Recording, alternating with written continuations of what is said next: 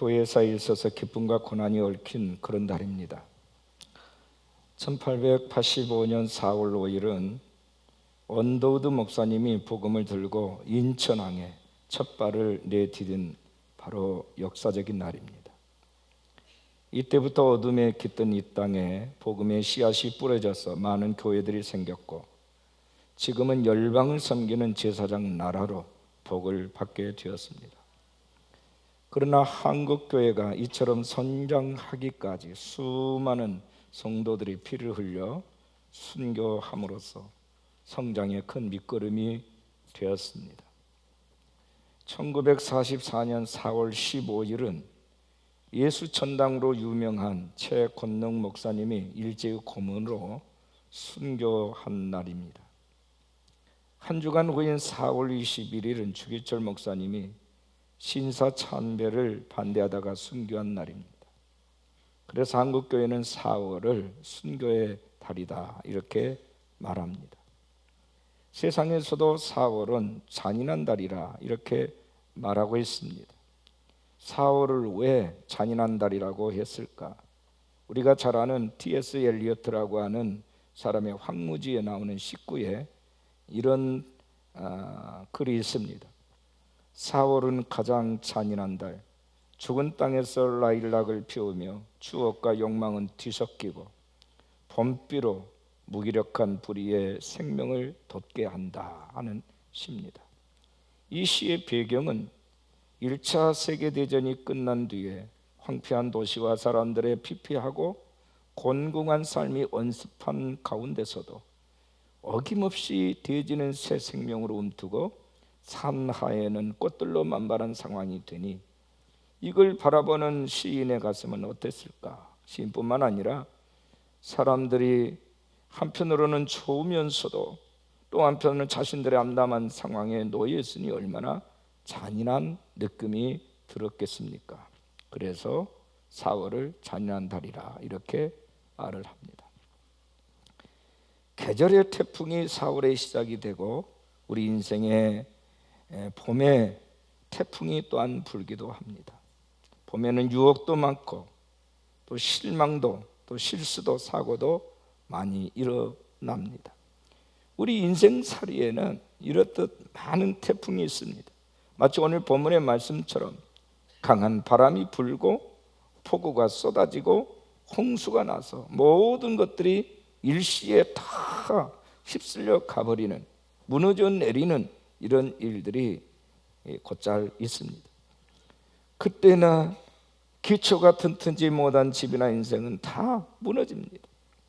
그러나 어떤 태풍이 와도 무너지지 않는 삶을 사는 사람은 그 기초가 튼튼하기 때문입니다. 오늘 말씀의 제목입니다. 우리 따라하겠습니다. 인생의 태풍.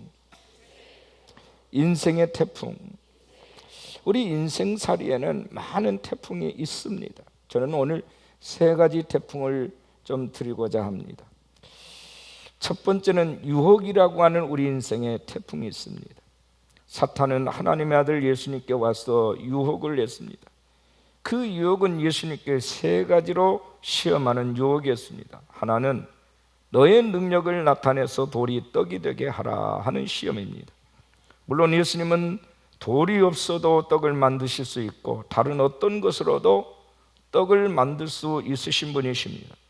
오병이어의 기적에서는 우리는 그 사실을 확인했습니다. 그러나 자기를 자랑하기 위해서 능력을 나타내시지는 않았습니다. 그런데 사람들은 자기를 자랑하고 싶고 다른 사람에게 인정받고 싶은 욕구가 강해서 자기 자랑을 위한 이런 자랑을 하고 싶은 이런 유혹이 올 때마다 쉽게 뿌리치지를 못합니다. 두 번째 유혹은 성전 꼭대기에서 뛰어내리라 하는 유혹이었습니다. 뛰어내렸는데 죽지 않으면 사람들이 너를 메시아로 받들 것 아니냐 하는 그런 내용입니다. 물론 주님은 성전 꼭대기뿐만 아니라 더 높은 곳에서도 뛰어내릴 수 있습니다. 주님은 죽으시고 다시 살아나신 분이십니다. 그러나 주님은 종교적 만족을 위한 기적을 절대로 행하지 않으셨습니다. 사람에게는 자기가 신이 되고 싶어하는 그래서 사람들에게 존경을 받고 신적 권위로 지배하고 싶어하는 이런 욕망들이 있습니다. 그러나 우리 주님은 그런 욕망의 유혹에서 주님은 승리하셨습니다. 그 유혹을 뿌리쳤습니다. 주님은 대접을 받기 위해서 오신 분이 아니라 대접을 하기 위해서, 섬김을 받기 위해서가 아니라 섬기기 위해서, 많은 사람의 대속물로 자신을 주시기 위해서 오신 구원의 주님이십니다. 세 번째 시험은 사탄은 예수님께 온 세상을 보여주면서 내게 한 번만 절해라, 그러면 이 모든 것을 다 너에게 주겠다, 이렇게 유혹을 했습니다. 이 말에 대한 주님의 대답은 단호합니다. 사탄아, 뒤로 물러가라, 내뒤로 물러가라, 이렇게 말씀하십니다. 그런 유혹에 대해서는 생각할 필요조차도 없음을 우리 주님은 분명히 하신 것입니다. 사람들은 일과의 가치도 없는 것들을 많이 가지려고 하는 욕심들을 부립니다. 이런 유혹을 우리는 잘 막아야 되고 뿌리쳐야 되는 것입니다. 자기 자랑이라든지 신이 되고 싶어하는 욕망이라든지 세상의 모든 것을 다 가지려고 하는 이런 탐욕, 이런 것들은 결국 그러하여금 사단의 종이 되게 하는 것들입니다.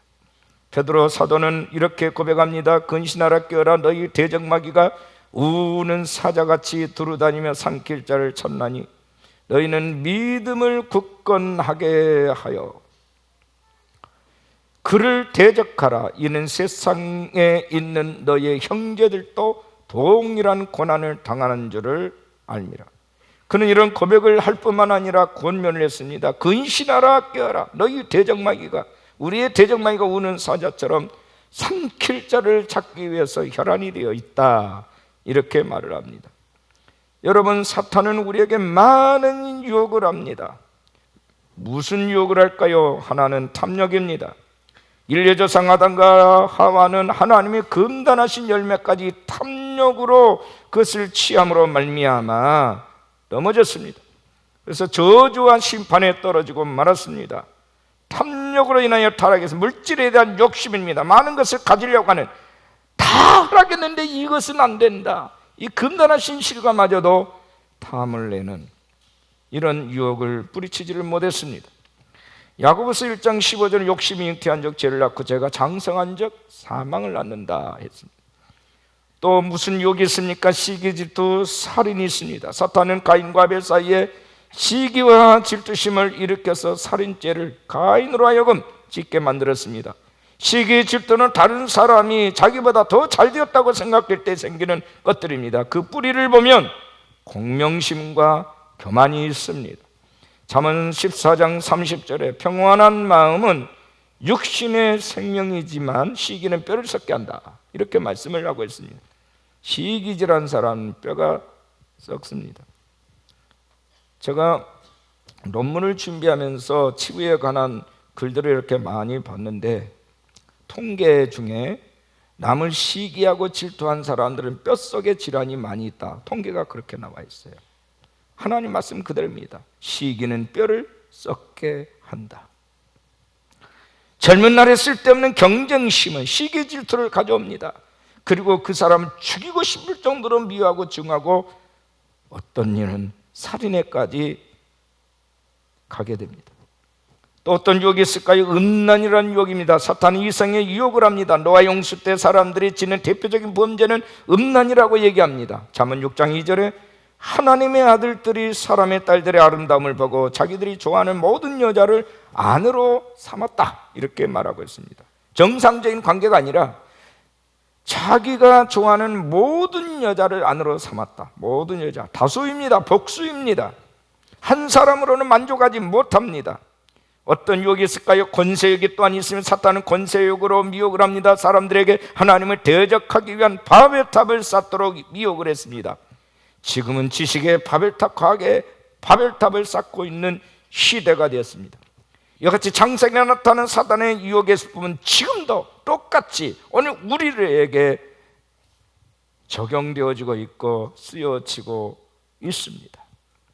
오늘 본문 24, 25절에 그러므로 누구든지 나의 이 말을 듣고 행하는 자는 그 집을 반석 위에 지은 지혜로운 사람과 같으리니 비가 내리고 장수가 나고 바람이 불어 그 집에 부딪히되 무너지지 아니하나니 이는 주추를 반석 위에 놓은 까닭이다. 주추를 반석 위에 놓은 까닭이다. 인생의 주추, 인생의 기초석은 하나님의 말씀이라는 것입니다. 이 말씀대로 듣고 행하는 자는 반석 위에 지은 지혜로운 인생과 같다. 마음이 뒤숭숭하고 어리석은 여러 가지 세상의 욕심과 유혹으로 말미암아 심령이 흐트러질 때 하나님의 말씀으로 돌아가라 하는 얘기입니다. 말씀 앞에 다시 견고하게 서라는 얘기예요. 우리의 인격이나 수양과 도덕적인 수준으로서는 사단의 지혜와 능력을 도저히 이길 수가 없다. 그러나 내 안에 주님의 말씀이 살아있을 때는 그 말씀의 능력으로 인하여 모든 악한 사탄을 이길 수가 있는 것이다 라고 말씀을 하고 있는 것입니다. 예수님께서도 사단의 시험을 받으실 때에 하나님의 말씀으로 모든 유혹을 이기셨음을 기억하시기를 바랍니다. 하나님의 말씀으로 무장하십시오. 하나님의 말씀을 청정하십시오. 하나님의 말씀을 늘 읽고 묵상하십시오. 하나님의 말씀을 읽을 때 레마를 들으시기 바랍니다. 그리고 주시는 말씀 앞에 복종하고 순종하십시오. 하나님의 말씀이 나를 이끌어가기를 기도하십시오. 그래야 모든 유혹을 이길 수가 있습니다. 두 번째 태풍은 고난의 태풍입니다. 인생은 고해와 같습니다. 그래서 인생살이에는 평안한 날보다도 풍랑이 이는 날이 더 많습니다. 젊은 가장이 세상을 떠나는 풍랑이 있습니다. 사업에 실패하는 풍랑이 있습니다. 사람들에게 배신당하는 풍랑이 있습니다. 질병의 풍랑, 분쟁 등의 풍랑이 있습니다. 행복하기 위해서 사는 것이 고통을 받기 위해 사는 것이니 모를 정도로 우리 인생살에는 너무너무 많은 풍랑의 고통이 있습니다. 이렇게 고통당하는 사람들을 위해서 우리 주님은 욥이라는 인물을 등장시켜서 고통을 이기는 법을 우리에게 가르쳐 주셨습니다. 욥은 사람들이 세상을 살아가면서 당할 수 있는 모든 고난을 다 당한 인물입니다. 자식을 잃었습니다. 재산을 잃었습니다. 건강을 잃었습니다. 아내와 친구와 모든 사람들에게 배신을 당했습니다. 그런데도 그의 기도는 빨리 응답되지 않았고 그의 슬픔은 어느 누구에게도 위로가 되지 못했습니다. 위로를 받지 못했습니다. 더욱 괴로운 것은 내가 왜 이 고난을 당해야 되는지 그 이유를 알 수 없었습니다. 총체적인 고난입니다. 그런데 욥은 그 모든 고난을 다 이깁니다. 승리했습니다. 하나님의 축복을 회복합니다. 어려움을 당하기 전보다도 배가의 복을 받는 은총을 입게 됩니다. 왜요? 하나님을 원망하지 않았기 때문에, 하나님께 그럼에도 불구하고 감사와 찬양을 돌렸기 때문입니다. 그래서 그는 배의 축복을 받았습니다. 하나님의 시름을 받습니다. 사람들의 존경을 받습니다. 가정의 행복이 넘쳐납니다. 물질과 건강의 축복이 배가가 되었습니다. 욥은 어떻게 이런 고난을 이겼을까? 이것은 오늘 우리의 모든 이들의 관심사이기도 합니다. 세 가지 때문입니다. 그는 누구도 원망을 하지 않았습니다. 여러분, 고난이 올 때 원망하지 마시기 바랍니다. 누구에게 핑계하지 마시기 바랍니다. 책임 전가하지 마시길 바랍니다. 자기의 고통의 원인을 다른 사람에게나 하나님께 돌리지 않았다는 얘기입니다. 누구에게도 욥은 증오심을 갖지 않았습니다. 참고 견뎠습니다. 그 다음에 또 하나는 체념하거나 운명론에 빠지지도 않았습니다. 자포자기하지 않았습니다. 다만 고통하고 슬퍼하고 기도할 뿐이었습니다. 하나님의 얼굴을 구하고 하나님의 보좌 앞에 더 가까이 나갑니다. 그리고 또 하나는 고통의 의미를 찾으려고 애를 썼습니다. 그는 세 친구와의 대화와 하나님과의 대화를 통해서 고통의 세 가지 의미를 깨닫게 됐습니다. 첫째는 자신의 죄의 깨달음과 회개입니다. 둘째는 고통은 하나님이 자기를 더 강하게 만드시려고 하는 연단이라고 하는 것을 깨달았습니다. 셋째는 고난 중에서도 하나님께 영광을 돌리는 경건을 잃지 말아야 된다는 사실을 깨달았습니다. 오늘 우리가 그렇게 돼야 될 줄로 믿습니다. 욥기서 1장 20절 21절에 보면 욥이 일어나 겉옷을 찢고 머리털을 밀고 땅에 엎드려 예배하며 이르되 내가 모태에서 알몸으로 나와 싸운 적 또한 알몸으로 그리로 돌아가올지라. 주신 이도 여호와시오 거두신 이도 여호와시오니 여호와의 이름이 찬송을 받으실지니이다. 주신이도 여호와시요 거두신도 여호와시오니 여호와께서 찬송을 받으실지니이다. 아멘이십니까? 내가 태어날 때 알몸으로 태어났는데 내가 알몸이 되었다고 해서 그것이 무슨 억울할 때가 있겠느냐? 다시 원초적인 나의 모습 돌아간 건데 내가 무슨 불평을 할 거리가 있겠으며 어떻게 하나님께 원망을 할 수 있겠느냐? 다만 이렇게 한 것도 하나님의 뜻이 있어서 내가 그 이유를, 고난의 이유를 다 모른다 할지라도 나는 하나님께 영광을 돌리노라. 욥이 자기가 당한 고난을 하나님 앞에서 자기의 믿음으로, 신앙으로 해결을 했습니다. 여러분 기억하십시오.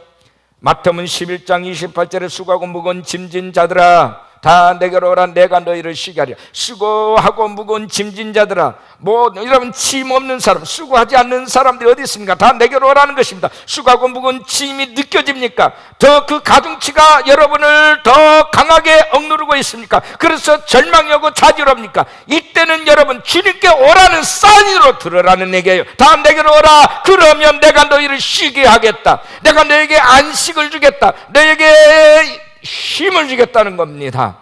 그 짐을 내가 가볍게 해주겠다는 것입니다. 짐이 느껴질 때마다 주님께 오라는 거예요. 주님께 오라는 거예요. 그가 누구든지 다 내게로 오라, 이렇게 말씀하십니다. 고난의 태풍이 불 때 여러분 기억하십시오. 주님이 야, 너 나한테 와라. 내가 너를 만나고 싶다. 내가 너를 독대하고 싶다. 그런 사인으로 받으시라 그 말이에요. 아멘이십니까? 아멘이십니까? 세 번째 태풍이 있습니다. 그는 심판의 태풍입니다.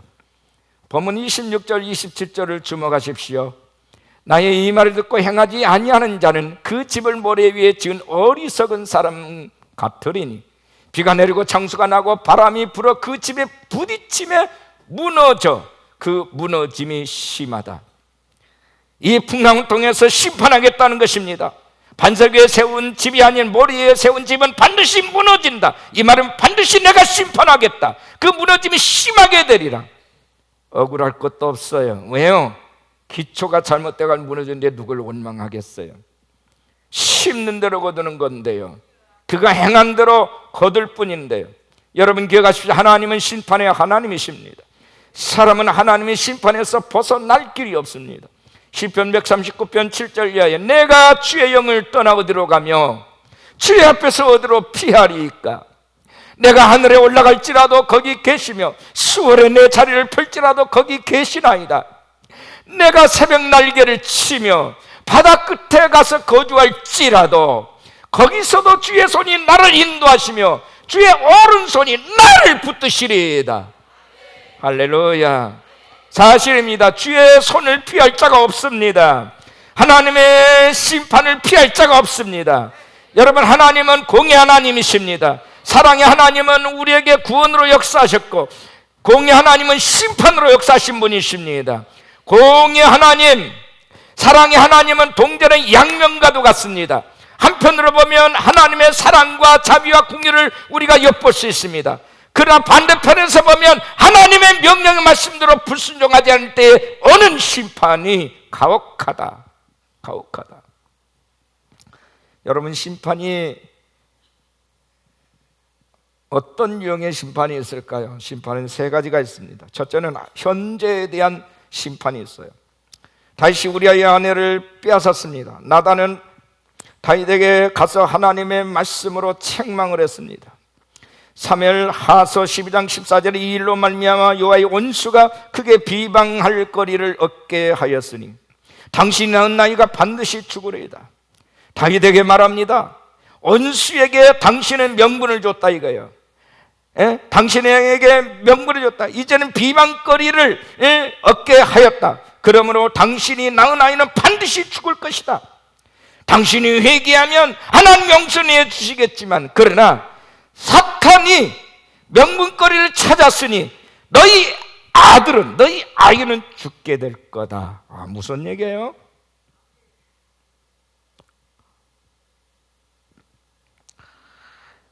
다윗의 자식이 죽은 것은 우리아의 사이에서 태어난 그 아이뿐만이 아니라 그의 자식들이 그 대가를 톡톡히 치러야 했습니다. 형제들끼리 서로 죽이는 전란이 계속되었고, 그의 후계자로 생각되던 압살롬도 아버지를 배신하고 칼에 맞아 죽었습니다. 계속해서 피해 재앙이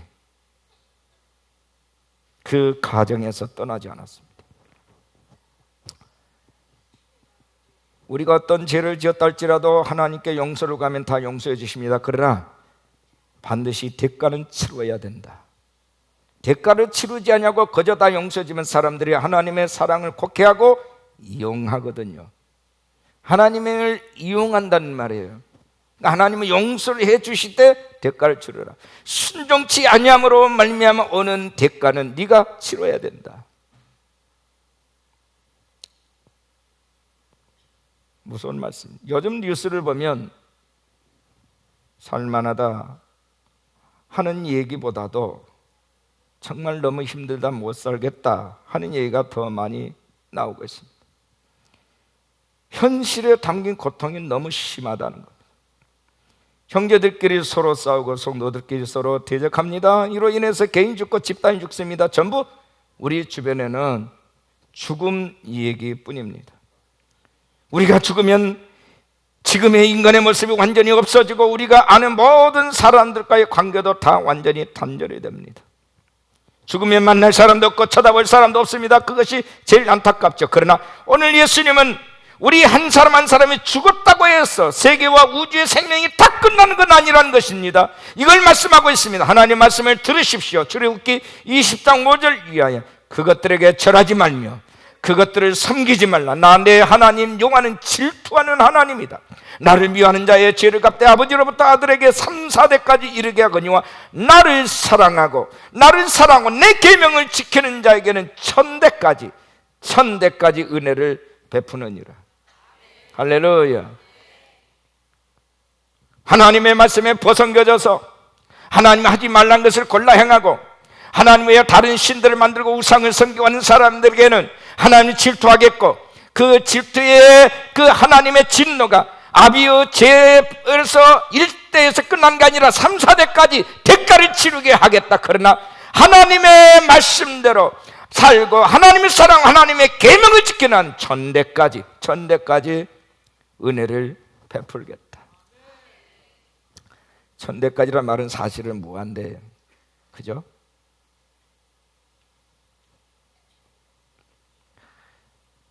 아버지의 죄와 그 파장의 3, 4대까지 됨을 낸다. 이 얼마나 무서운 일입니까?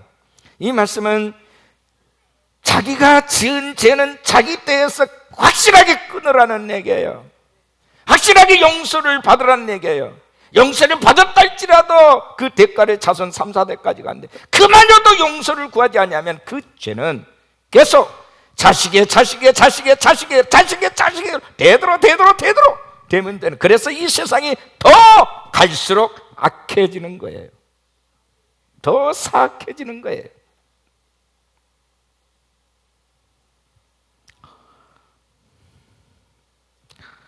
젊은 날의 죄에 대하여 호기심을 갖는 것이 얼마나 무서운 결과를 초래한가를 성경은 곳곳에서 경고하고 있습니다. 단 한 번의 혈기가 일생을 망칩니다. 단 한 번의 호기심이 평생을 망쳐요. 젊음의 기획과 열정을 하나님을 섬기고 선을 행하는 데 사용하시기를 축원합니다. 젊음의 기획과 열정을 하나님을 사랑하고 하나님의 뜻대로 사는 일에 투자하시기를 축원합니다.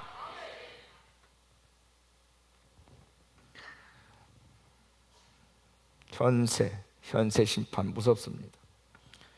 두 번째는 죽음에 대한 심판이 있습니다. 히브리서 9장 27절을 보면 한 번 죽는 것은 사람에게 정해진 것이요 그 후에는 심판이 있다. 죽으면 끝나는 게 아니라 그 이후에 바로 심판이 있다. 여러분, 부자와 나사로 얘기가 누가복음 16장에 나옵니다. 그 거지가 죽어 천사들에게 받들려 아브라함의 품에 들어가고, 부자도 죽어 장사되며 그가 음부에서 고통 중에 눈을 들어 멀리 아브라함과 그의 품에 있는 나사로를 보았다. 이렇게 되어 있어요. 부자의 집에서 부스러기 음식 쓰레기를 먹고 살던 거지 나사로는 죽어서 천당에 갔어요. 천국에 갔어요. 근데 부자는 음부에 떨어졌어요. 얼마나 더 상대적 박탈감이 컸겠습니까? 이 세상에서 삶으로 다 끝난 줄 알았는데 이제 죽음 이후에 본격적인 영원한 삶이 있더라는 거예요. 그런데 어떤 사람은 천국에 있고 어떤 사람은 지옥에서 어마어마한 대가를 치르고 어마어마한 고통 중에 빠지는 거예요. 지금은 우리가 인간적으로 봤을 때 오손도손 잘 살고 있는 것처럼 보이지만 하나님의 심판을 받아서 누구는 천국에 가고 누구는 지옥에 갔다 했을 때에 상대적으로 얼마나 그 고통이 심할까요? 얼마나 억울하다고 생각할까요? 억울할 것도 없지만 힘대로 거두겠지만 영국의 가장 위대한 전도자 중에 한 사람인 찰스 피니가 있습니다. 이분이 변호사 시절에 자기 사무실에 앉아 있을 때에 어느 날 아침 이른 시간에 주님께서 그에게 방문하셨대요. 찾아오셨어요. 다음같이 물었습니다. 피니야, 네가 지금 하고 있는 일이 끝나면 무엇을 하려느냐? 그때 그는 대답하기를 저도 내 개인 이름으로 있는 변호사 사무소를 하나 개업을 하는 것이 소망입니다. 간판을 걸고 그걸 하고 싶습니다. 그때부터 하나님과 피니 사이에 계속적인 대화가 이어집니다. 그 다음에는 어떻게 하려느냐? 부자가 되고 싶습니다. 그 다음에는 은퇴하겠지요. 그 다음에는 죽겠지요. 그 다음에는 이때 피니는 떨리는 목소리로 자신의 심판이 있음을 고백하지 않을 수가 없었다. 그렇구나. 죽음으로 끝나는 게 아니구나. 그 다음에는 심판이 있구나.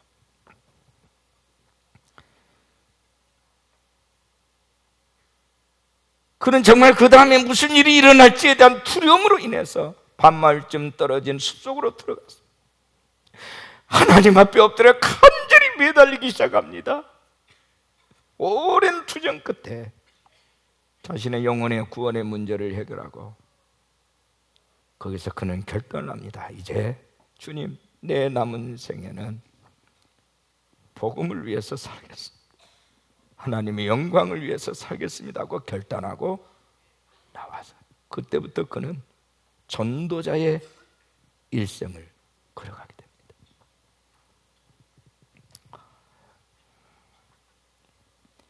저에게는 꿈이 있었어요. 소박한 꿈이 있었는데 그것은 건축가가 된 것. 하나님의 축복해 주시면 건설회사 대표가 되는 것이 꿈이었어요. 그쪽에 재능이 있었습니다. 그리고 교회에서는 평신도로서 장로가 되고 싶은 게 꿈이에요. 그래서 많은 교회를 위해서 동력하고 많은 교회를 지으면서 봉사하고 싶은 소박한 꿈이 있었어요. 그런데 하나님은 내 모든 꿈을 다 박살내셨어요.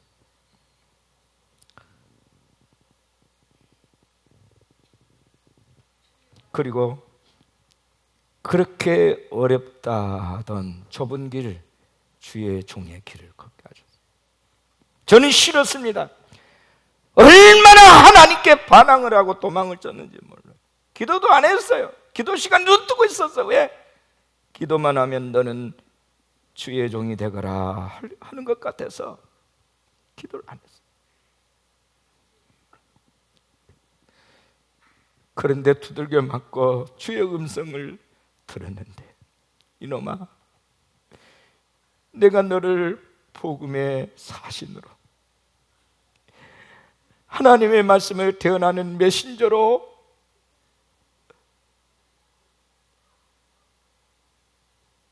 삼기 위해 만세전부터 그렇게 뜻을 정해놨다는 거예요. 근데 네가 되고 싶은 사람이 되겠다고? 그러면 너는 나와 아무런 상관이 없는 자야.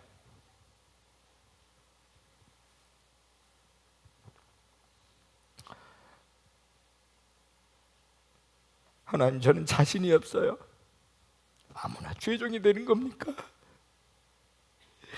저는 말도 못하고 버벅대는데요, 대인기피증까지 있잖아요. 제가 뭘 하겠어요?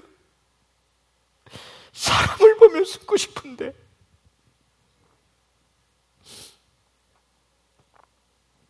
그때 하나님께서는 모세를 보여주셨습니다.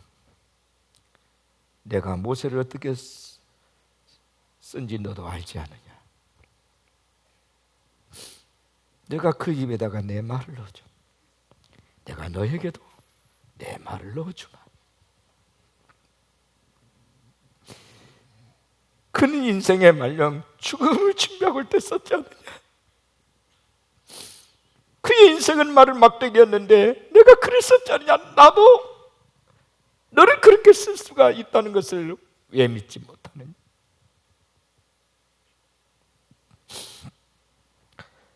저는 거기서 더 이상 아니오라고 할 수가 없었어요. 천만다행이에요. 내가 만약에 그때 끝까지 고집을 세우고 불순종했다면 어떻게 됐을까?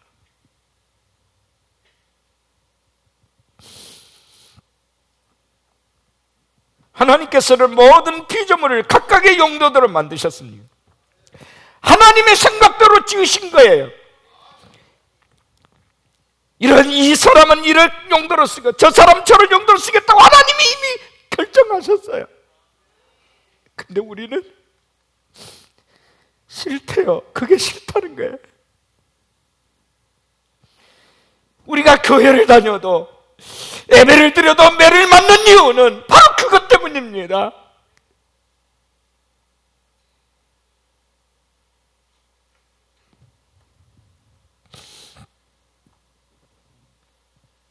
그걸 모르면 안 돼요. 아무려면 우리가 짐승처럼 먹고 살다가 죽는 게 존재하는 이유일까요? 아니에요. 그 위에는 심판이 있어요. 근데 여러분, 더 결정적인 세 번째 심판이 있습니다. 그것은 마지막 종말의 심판입니다.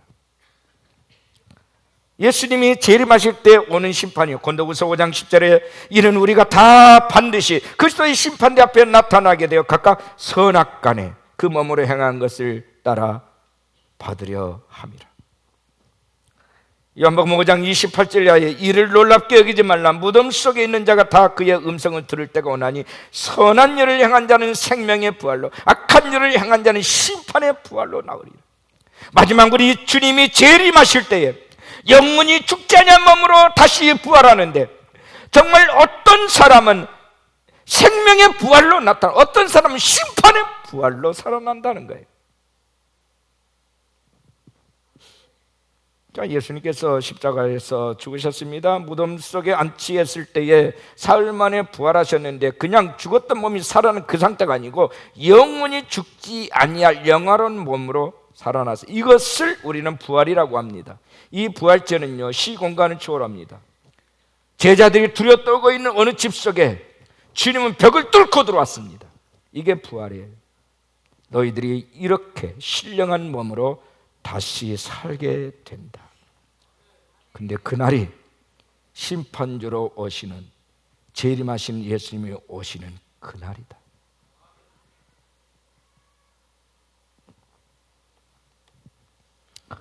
정말 여러분의 삶 하나하나가 하나님 나라 생활 기록부에 다 낱낱이 적나라하게 기록되어 있다는 사실을 알고 있습니까? 우리의 마지막을 생각하고 아무것도 숨길 수 없는 가장 공정한 심판을 주 앞에서 우리가 받는다는 것을 기억하시기 바랍니다. 심판주이신 그분은 뇌물이나 변명으로 사정을 봐주실 뿐이 아니라 다만 공의로서 모든 사람은 심판하실 것입니다.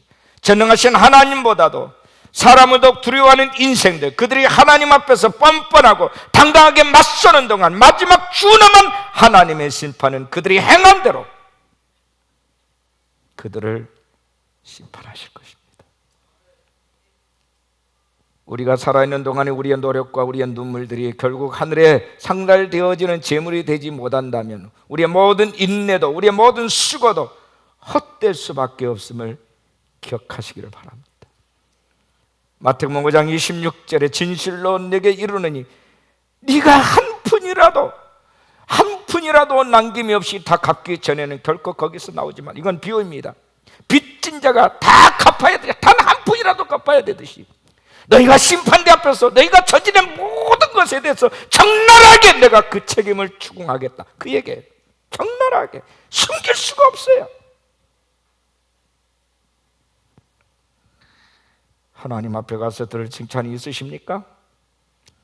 마태복음 25장 21절은 그 주인이 이르되 잘하였도다 착하고 충성된 종아, 네가 작은 일에 충성하였으며 네가 내가 많은 일을 네게 맡기리니 내 주인의 즐거움에 참여할지어다. 천국은 놀고 먹는 나라가 아닙니다. 더 많은 일을 받아서 하나님께 영광을 돌리면서 그 일을 기쁨으로 하나님께 올려드리는 그런 나라입니다. 인생의 태풍에 우리를 굳게 하고 승리하게 하는 힘은 예수님을 향한 믿음뿐입니다. 하나님의 말씀 앞에 뜨시기를 축원합니다. 하나님 말씀 앞에 순종하시기를 축원합니다.